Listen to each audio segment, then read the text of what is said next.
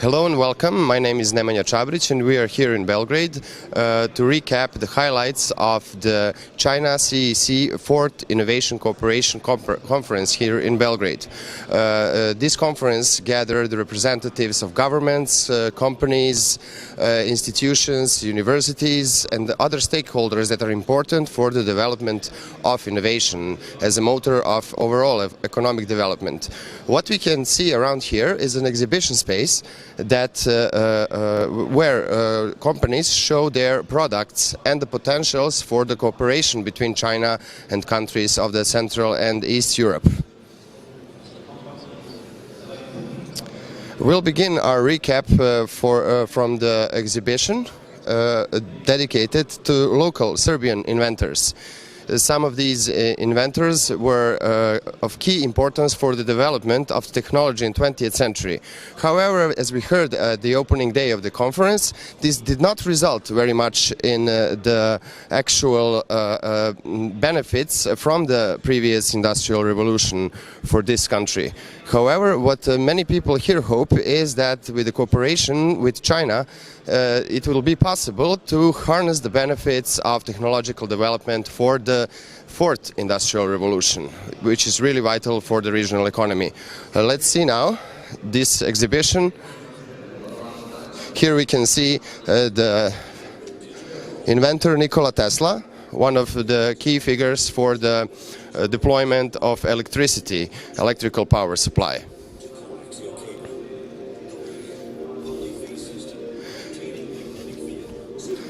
In this exhibition space, there is not only Nikola Tesla, but also several other Serbian inventors, all of them really vital for 20th century technological development. And here with us is Vladimir Perić, who will explain more about this. Please introduce yourselves and tell us something about this exhibition. My name is Vladimir Perić and I'm the curator of Nikola Tesla Museum in Belgrade.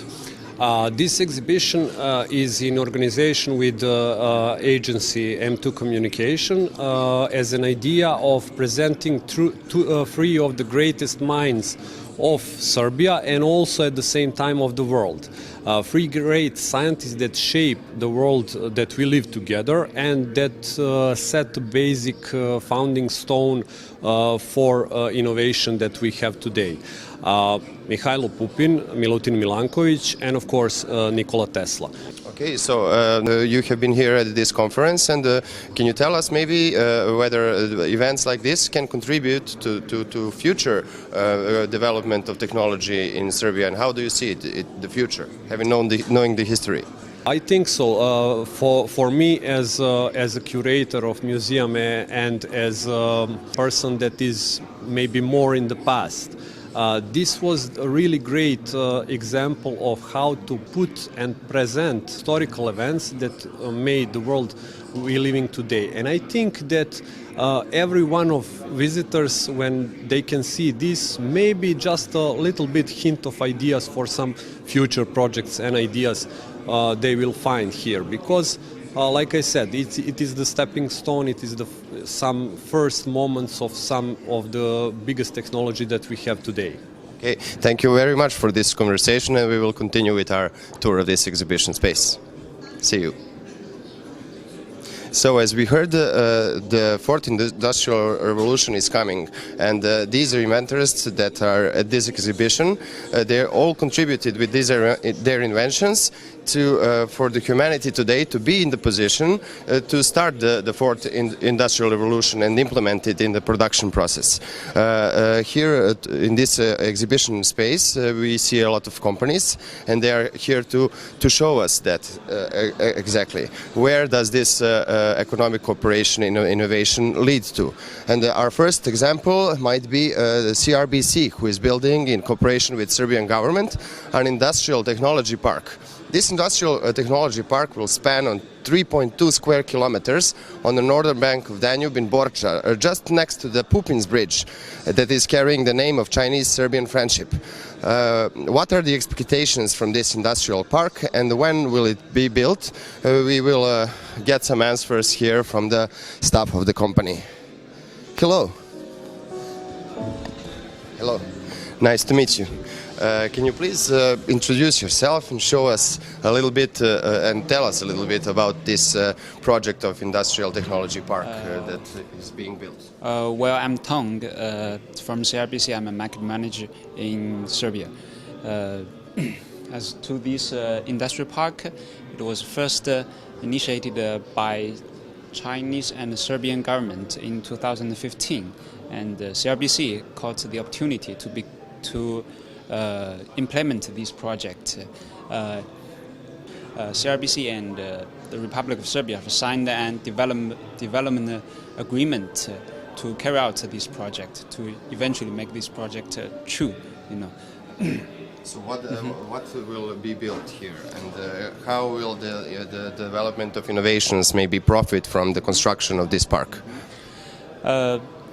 There are three major functional areas. One is comprehensive trade zones, which includes logistic house, warehouses, and shopping center. And also there will be processing and manufacturing areas, which are normally the factories for manufacturing. And the third part is a high-tech park. It is connected with the theme of this conference.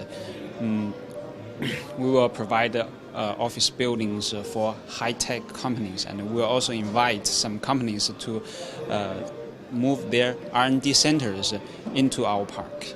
So maybe to conclude, the CRBC, as I remember, was one of the first companies that started with infrastructural projects here, and probably this cooperation now culminated to this level that this is possible for us to see a park like this. Do you think that it will further contribute to the cooperation between China and Serbia? Of course, I think so. CRBC joined into this market in 2009. We have been cultivating this market for 10 years, or more than 10 years. And most of our projects are in the witness of the government leaders of both parties. This project is also high valued by both the Serbian government and the Chinese government. So it is possible that this project will make our cooperation even more great. Thank you very much for this conversation. At the opening, we could hear from Minister of Innovation of Serbia, Nenad Popovic, that this industrial park will be started to be built next year, in the beginning of next year. While this November, a joint company of Chinese and Serbia will be formed in order to fulfill this task. What we are seeing here now are some pretty modern-looking bicycles, and what's interesting about them is that they are produced by a Serbian company. Here with us, can you introduce yourself? Hello, I'm Marko. I'm a co-founder and CEO of Ono Bikes and Odoride. Here we can see some really fancy bikes. Are they fast and good as they look like?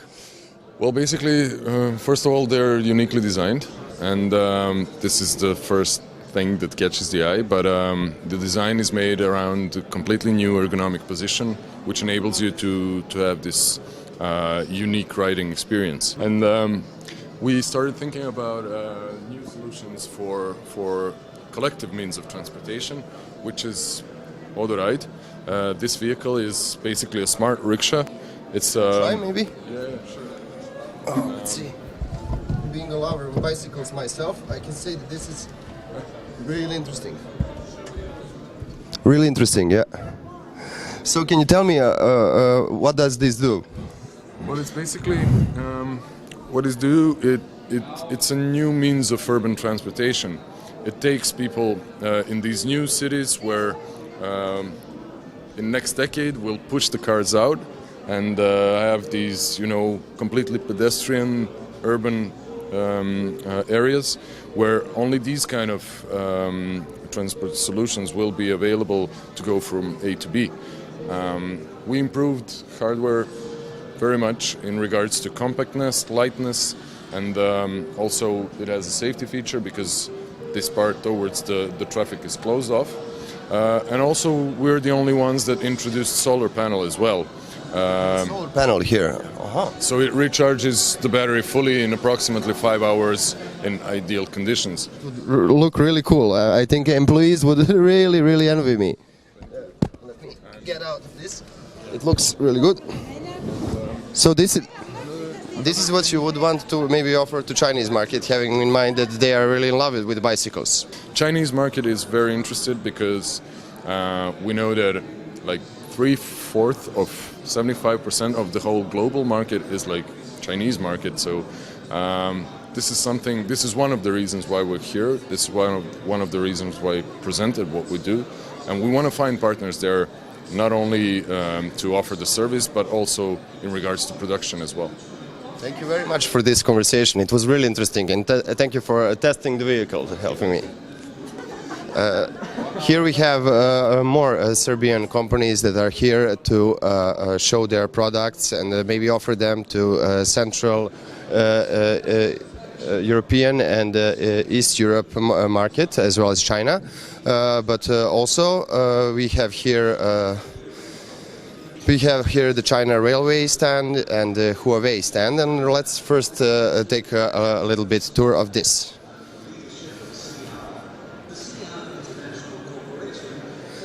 Here first we have a demonstration of a really smart system for administration of cities, which involves the sensors to measure different parameters and helps authorities to actually manage and administer their cities with the help of smart technology. Many feel that this is actually what the fourth industrial revolution will mean for our societies. This is how it will affect the lives of people through smart systems that can connect various parameters and help us predict certain circumstances, and maybe especially in the area of transport, in the area of safety, security, and many other aspects.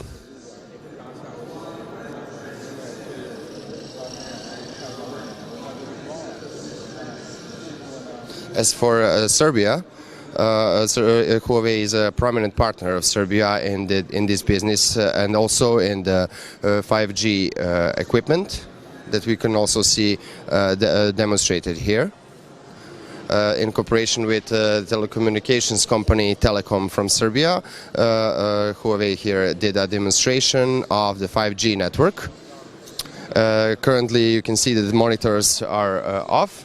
But I can assure you that here you can test the speed of a 5G network on your phone, and next here you can see the implementation of the 5G technology in VR, which is really cool actually, with some kind of a VR Googles, so we can see the world through virtual reality. Let's step a little bit more into the stand of Huawei. Here we see the AI chipset. It says that the AI chipset can do in 10 seconds what one person needs to do in 169 days. Its speed and its smartness are praised here at the conference.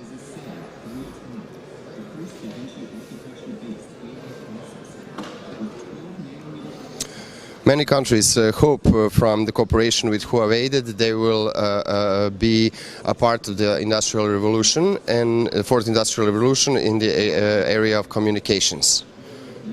And this is why they are developing their 5G technologies and the other technologies with Huawei.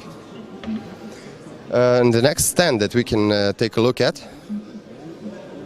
is also a very important Chinese company, important for this region of Central and Eastern Europe, for Serbia too. This is China Railway. Many people say that railways are the biggest export product of China. Recently, there was a first cargo train between China and the region of Central and East Europe released, and it will come to Serbia in maybe next week. But what we can see here are how the trains will look like, perhaps in cooperation with China Railway, in cooperation with Chinese companies that are employed to improve the railway infrastructure, I will just remind you about the Belgrade-Budapest railway, high-speed railway, that will connect the capitals of Belgrade and Budapest, the capital of Hungary, with high-speed trains, and it will significantly decrease the time needed to travel, not only of passengers but also of cargo.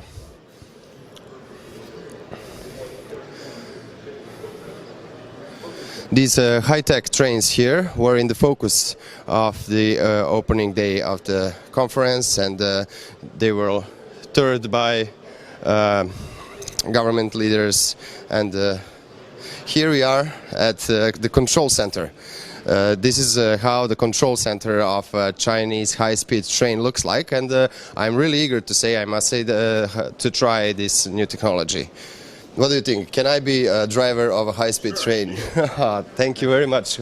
Please introduce yourself.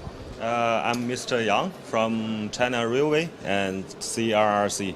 Okay. And Please, Mr. Yang, help me understand this. okay, let me prepare something for you. Oh, I'll put this Okay. here. Okay, first you can raise up the pantograph. Mm-hmm. Then step 1, raise up the pantograph. Okay. You can see from here. Okay, Push forward. more forward. Yes. Okay. Now it's okay. And second one, you close the main circle. I close Push, it, I push push. it like this, okay? Yes. Okay. Okay. So, before you start the train, you should sound the horn. Okay.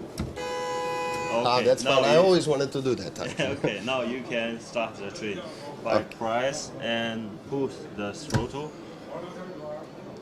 Press and push. Press and push. Push. Correct. Now Ah, you can it's see the starting now. speed increasing now. My childhood dreams are coming true. Ha. Okay. And this is the city we can see in this demonstration. Yes, we simulated from Beijing to Tianjin. This is how it looks like in the autumn. Yes, this is really fun. And it's so easy to operate this train. Yeah, it is a rail, all the rail. And How fast can they go?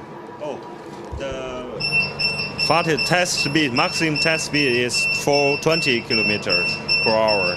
That is Yeah, quickly. yeah. Every 30 seconds you should press it, press it. This is for safety because the train is very, the speed is very high. So we don't know if the driver is okay or is away or everything's good. So the driver should press it every 30 seconds to tell the train, I'm okay, I'll be here. Yeah, this is necessary probably for this high speed of these trains. And about the other aspects of their security? We have several type of brakes and emergency brake, like yes, like that is the emergency brake. Yes, no, this is no. And we have several others, but it's difficult to tell in sentence. So it's okay. It looks pretty impressive. Thank you. Hopefully we will have this railways like this here in Serbia one day in cooperation with Chinese companies. We hope so. We hope we have a good cooperation. Okay. Thank you very much for this conversation. Thank you. I wish you best. So we saw it. The trains coming from China, they are secure, they are pretty fancy looking, and I just now had this opportunity to see how it looks like to operate a train like this. In the continuation of this exhibition, we can see numerous Chinese companies and companies from Central and East Europe that came here, just like Huawei or China Railway or CRBC or the Serbian company that we talked to represent their potentials, their products, to see what can they do to make it stronger and deeper. This was also the very important topic yesterday at the opening of this event, where the ministers from 17 countries in China signed the Belgrade Declaration.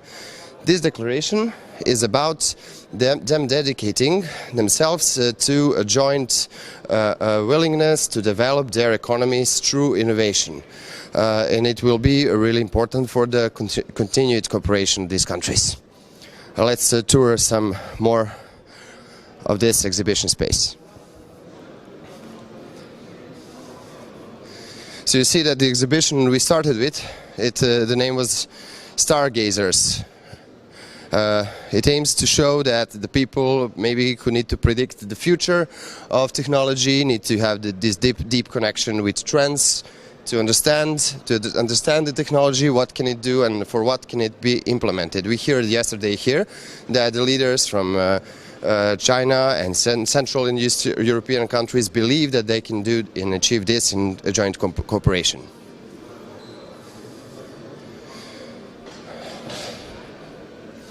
So this is all that we prepared for you for this fourth China CEEC Innovation Conference in the area of innovation cooperation.